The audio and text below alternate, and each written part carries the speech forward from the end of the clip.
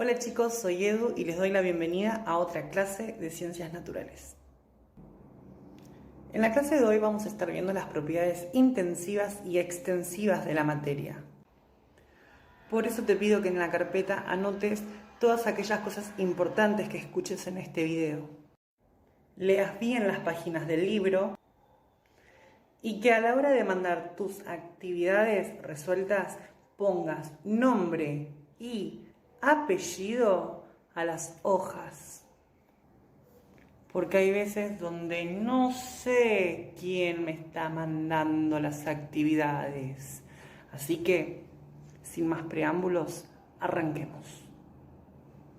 Cuando nos referimos al tema de propiedades extensivas de la materia, nos estamos refiriendo a aquellas propiedades comunes que vamos a encontrar en todos los materiales que podamos hallar en el planeta Tierra.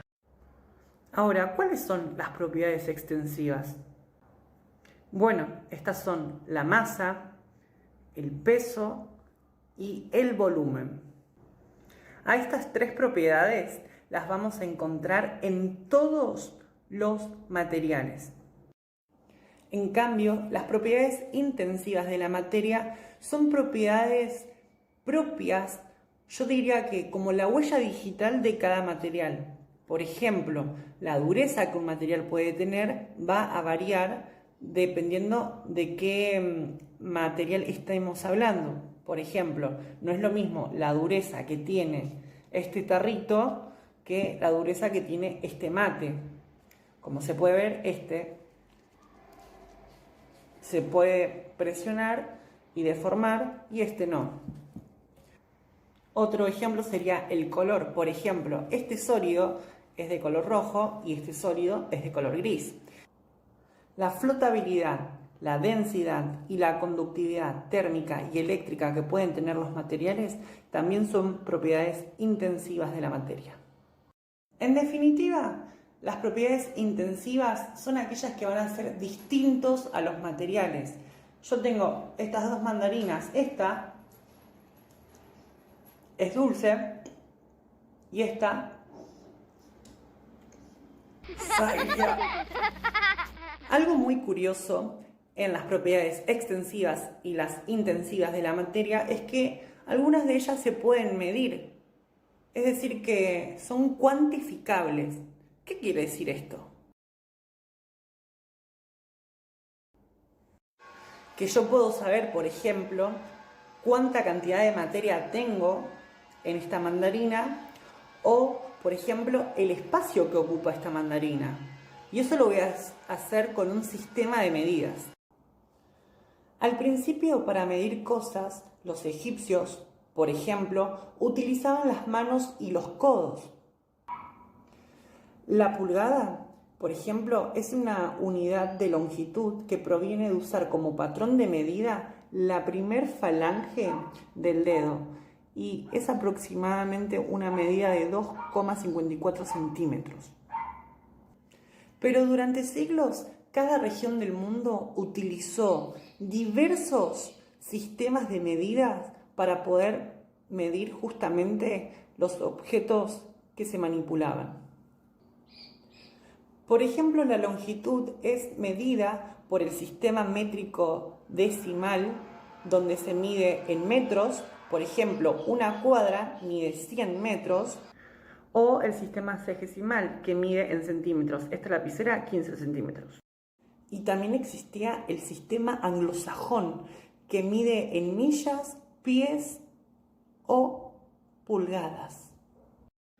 Pero como había muchísimos sistemas de medidas y era un lío, el Comité Internacional de Peso y Medida en 1960, para facilitar también la comunicación entre científicos, el comercio y la cultura, va a crear el Sistema Internacional de Unidades, utilizando como base al sistema métrico decimal.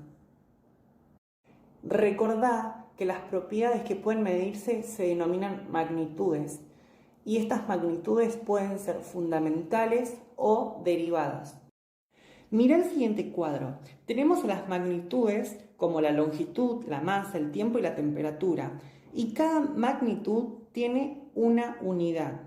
Por ejemplo, la longitud es el metro, la masa es el kilogramo, el tiempo es segundo y la temperatura se mide en Kelvin. ¿Cuáles son sus símbolos? El de metro es una M, el de kilogramos es la kg, el de tiempo es una S y el de Kelvin es una K.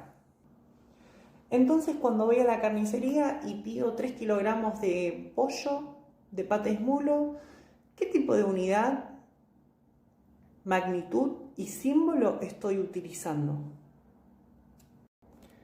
Y por último tenemos a las magnitudes derivadas, que van a surgir a partir de la combinación de magnitudes fundamentales. Por ejemplo, la rapidez con la que viaja un automóvil la voy a poder calcular a partir de la distancia que va a recorrer dicho móvil en un tiempo determinado. Así puedo decir de que un auto viaja a una velocidad de 60 kilómetros por hora.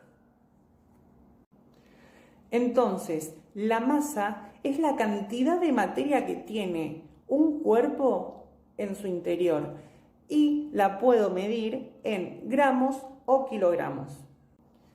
En cambio, el peso, y ojo, no confundir masa con peso, es una magnitud derivada de la masa y se expresa en Newton.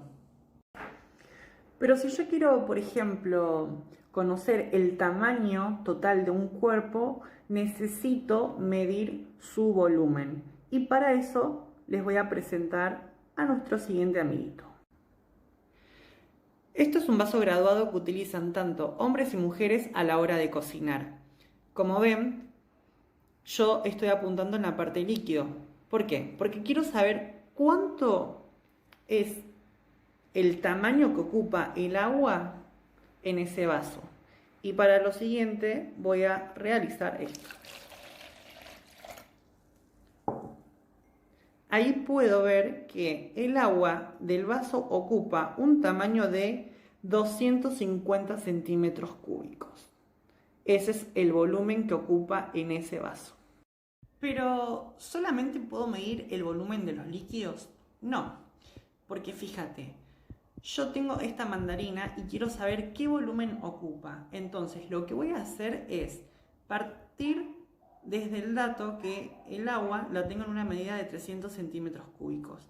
Cuando yo sumerjo la mandarina, el agua se elevó hasta los 450 centímetros cúbicos. Entonces, el volumen que ocupa esa mandarina es de 150 centímetros cúbicos.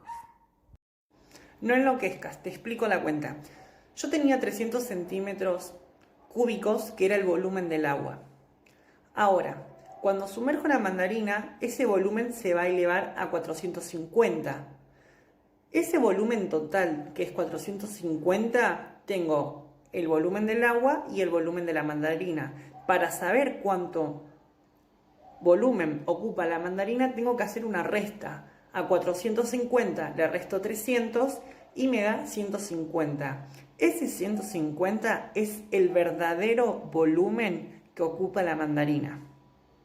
Llegando al final de esta clase vamos a encontrar a otras propiedades intensivas, como por ejemplo la dureza. Recuerden, la dureza es la capacidad o la resistencia que tiene un objeto de resistir a una fuerza.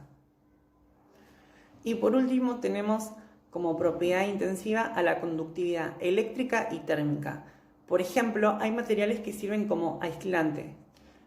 ¿Notaste alguna vez que las ollas de cocina tienen mangos o manijas de plástico? Bueno, esto es porque no transmiten el calor, no lo conducen, entonces así evitamos quemarnos.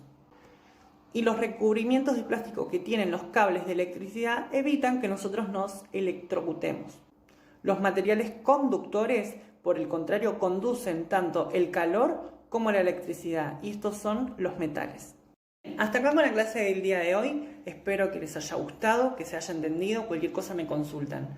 En esta ocasión las actividades se las voy a dejar escritas en el muro de Classroom. Así que bueno, nada, espero que lean las páginas. Si no entiende algo, se me pregunta, no hay drama. Así que nos estamos viendo. Buen finde y saludos.